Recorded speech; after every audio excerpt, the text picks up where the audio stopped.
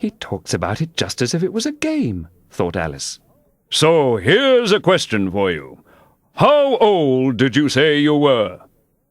Alice made a short calculation and said, 7 years and 6 months.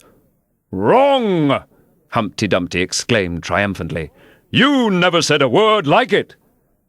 I thought you meant, how old are you? Alice explained. If I'd meant that, I'd have said it, said Humpty Dumpty. Alice didn't want to begin another argument, so she said nothing. 7 years and 6 months, Humpty Dumpty repeated thoughtfully.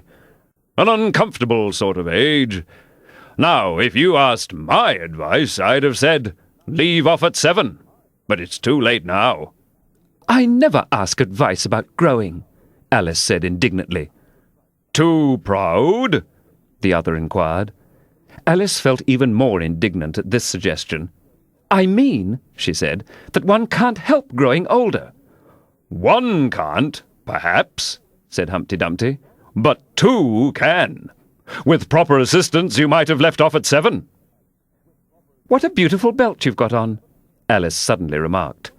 They had had quite enough of the subject of age, she thought, and if they really were to take turns in choosing subjects, it was her turn now.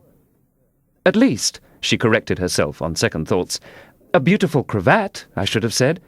No, a belt, I mean. I beg your pardon, she added in dismay, for Humpty Dumpty looked thoroughly offended, and she began to wish she hadn't chosen that subject. If only I knew, she thought to herself, which was neck and which was waist. Evidently, Humpty Dumpty was very angry, though he said nothing for a minute or two. When he did speak again, it was in a deep growl. It is a most provoking thing,